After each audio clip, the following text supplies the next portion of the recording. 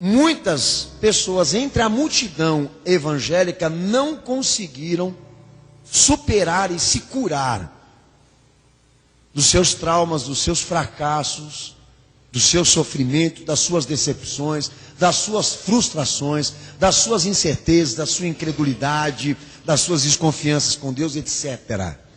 Amém? Há muitos fatores por causa disso, ou por falta da igreja pregar, orientar, ou porque o povo também não está querendo nada com a Bíblia, nada com a palavra de Deus, não quer esclarecer. Mas nós estamos lidando nesse exato momento com dados científicos esse que chegam à porta da igreja nos avisando como que a sociedade nesse exato momento está sendo ceifada por causa de problemas emocionais, problemas espirituais. Esses dias mesmo, pastor, me deparei com um alarme pelo alto índice de suicídio de pessoas que estão tirando a sua vida por um simples fator, por falta de perspectiva, por falta de expectativa também. E a psiquiatria já trata a depressão como sendo uma epidemia. A psiquiatria, que nós também ouvimos ela dizer sobre depressão e sobre esses inúmeros casos de pessoas que se matam, irmãos. A psiquiatria dizendo que a depressão ela é um fator mental de desestímulo por causa de um abatimento moral e espiritual decorrente a situações extremas, a situações difíceis. E qual seja o tipo de depressão, não importa para nós aqui hoje nessa noite, ok? Se a menor, a média ou a pior das decepções, todas elas, 99% delas decorrem exatamente de um desespero, de um sofrimento por falta de expectativa e perspectiva nesta vida. E alarma que nesse exato momento, muitos estão entrando em baixa e alteração emocional, espiritual, frequente, que explica a eles, e eu não sou a favor disso, tá? Mas eu tenho que trazer esse parecer para a igreja, e explica os estudiosos que essa baixa frequente, se essa perca de estímulo pela vida for frequente, as pessoas têm tendência a entrar dentro de um buraco negro emocional, e a maioria delas procurarem separar da realidade, procurar se separar dos fatos reais e passarem exatamente devido a essa procura, ao isolamento dos problemas, das questões que devem ser tratadas, passarem exatamente a ter ideias de morte, de como dar cabo a esse sofrimento. Então esse buraco negro, que a psiquiatria taxa aqui, como expressão, que é o isolamento, quando a vida não tem significação para esse indivíduo que está atormentado, a Bíblia tem um outro nome para isso, o pecado. Ok? Mas nós estamos aqui nesse exato momento lidando com essa situação, e muitas pessoas que estão vivendo essa realidade, à base de antidepressivo, de drogas tranquilizantes, alucinógenas, muitos buscando refúgio em álcool, em bebidas alcoólicas, para exatamente equilibrar, amenizar esses impactos emocionais. Não conseguem rir, não conseguem falar se não tiverem dopados, não conseguem ser normais se não tiverem dopados. E não pensem a igreja hoje aqui que estas pessoas estão lá fora. Não, muitas delas estão dentro da igreja.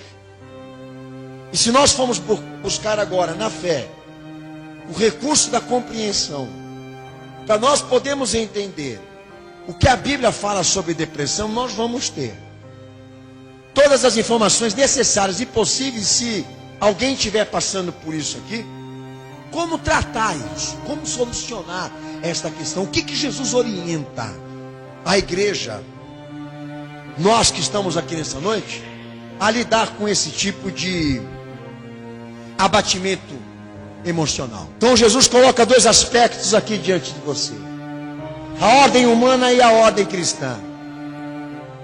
A ordem humana, que a psicologia e a filosofia ensina o seguinte: olha, filho, para você superar todos esses momentos difíceis da tua vida, conversa com o teu corpo, conversa com a tua mente. Se harmoniza com a matéria. Entre em concordância com a matéria. Valoriza o raciocínio, a intuição, a genialidade. Porque o homem aqui nesse mundo, segundo eles, tem a capacidade de reverter todas as situações pela ciência que se apodera. E Jesus determinando que aqui o raciocínio humano, a intuição, a genialidade não prestam para nada. Não valem um tostão para a fé. Que a ordem cristã diz o seguinte: filho, você não pode, não deve solucionar a sua situação difícil conversando com o teu corpo e pedindo a ele, perguntando aliás a ele, do que você precisa. Perguntando para a sua mente, do que você precisa, porque não é com a matéria que ele quer que você se harmonize, mas é com a palavra dele. O registro da vida não está no teu nome, filho.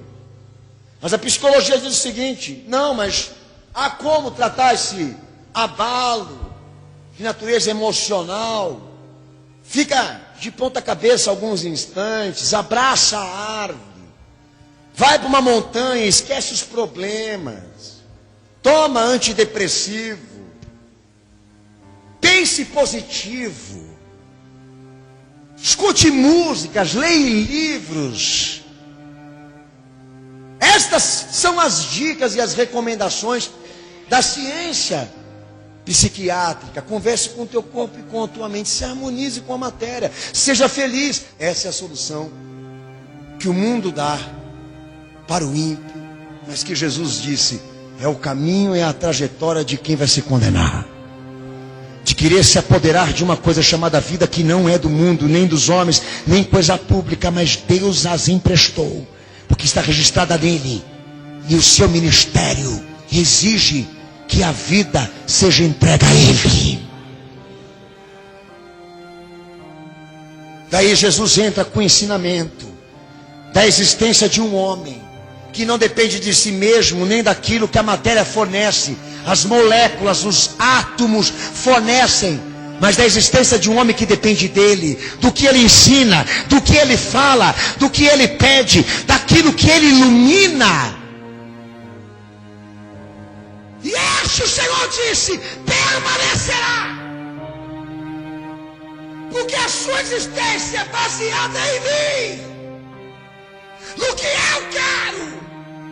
Pode vir o que vier, de ordem material e até satânica, que estes abalos vão entristecer, vão afligir a alma do crente, mas não vão derrubar ele, porque a rocha que ele está é Jesus de Nazaré, é Cristo, é o Santo de Deus.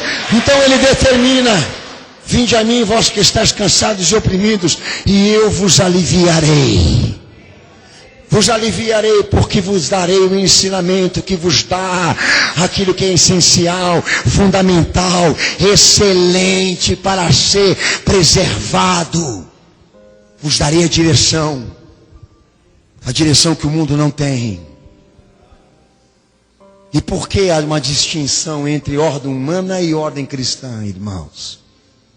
Não é? Por que a Bíblia faz essa separação? Porque nós não fomos produzidos a partir de uma matéria, seu Marco, mas de uma experiência de fé, de um encontro com Jesus, que muitos aqui não conseguiram dar, não conseguiram alcançar, pela simples questão: você está querendo se apoderar de uma coisa que não é tua, e você vai se quebrar e vai se estourar. Teu orgulho, a tua prepotência está te matando. E o conselho que a palavra de Deus lhe dá. Não é com o corpo e com a mente que você tem que entrar com um processo de comunhão. Mas é aceitar que a sustentação da vida está em Cristo por intermédio da fé. E por que a sociedade quer se matar? Quer perder a vida? Em cenáculo. Porque a vida dela está fundamentada numa matéria. Não numa vida espiritual, mas numa simples nota financeira. Perde emprego, acabou a vida. Perde alguém da família, acabou a vida. Tira alguma peça material que ele sempre venerou, adorou e viveu por aquilo, perde a vontade de viver. Porque o Deus dele era aquilo lá. Que um homem sustentado por Cristo, a sua produção, a sua sustentação, não parte de uma matéria, de um pedaço de carne, de um pedaço de chão, mas daquilo que ele ergueu e construiu na fé, no poder de Cristo. Jesus, ele fala em Lucas 4, versículo 4: nem só de pão viverá o homem. Quando o diabo quis tornar o pão uma coisa mais importante para Cristo, Jesus disse o que para ele? Nem só de pão viverá o homem, mas de toda a palavra que sai da boca de Deus. Eu vivo, eu existo pelas coisas que Deus fala. As coisas materiais são consequências da minha experiência com a fé. O mais importante da minha vida é ouvir Deus falar, não é um pedaço de pão. Tira o pão do crente, tira o direito dele, da dignidade da vida. Resta para ele a palavra que sai da boca de Deus. Te garanto, sem pão ele vive, mas sem Cristo não. Mas para a sociedade, na plena era da decomposição da matéria, da escassez do recurso humano, dos recursos materiais, tira a matéria, tira o que sustenta ele materialmente, ele se perde, ele se desespera e ele quer a morte. Se o teu bem, a tua vida se resume naquilo que está aqui, em terra, família, vida, dinheiro, posse, carro, roupa, formação, intelectualidade, academia intelectual, tudo isso que o mundo preserva, que o mundo adora, que o mundo valoriza. Quando Deus te tirar a vida, uma destas coisas, você não vai conseguir superar. Sabe, uma das coisas que Jesus mais sonha aqui nesta noite hoje com você, é que a igreja cresça dentro de você, não fora, para virar um casulo, para esconder o pecado e a iniquidade que você está vivendo. Ele quer que essa obra cresça dentro de você. Porque se tirarem o mundo de você, se tirarem as estrelas que estão no céu, se a lua se transformar em sangue, se a terra rachar-se ao meio, se os elementos naturais se abalarem diante de você, se Jesus for a tua riqueza, tenha certeza, tua alma não vai se abalar, tua fé não vai se abalar, porque a tua esperança está no reino da glória, no reino celestial, e não naquilo que está neste mundo. Deixa a luz brilhar, deixa Cristo tratar, porque o que você está precisando é de conserto, o que você está precisando é de se limpar. Você quer solução? Jesus tem para você. Não é um quarto escuro, mas é a rocha para quebrar o teu eu e o teu orgulho e te fazer discípulo dessa causa.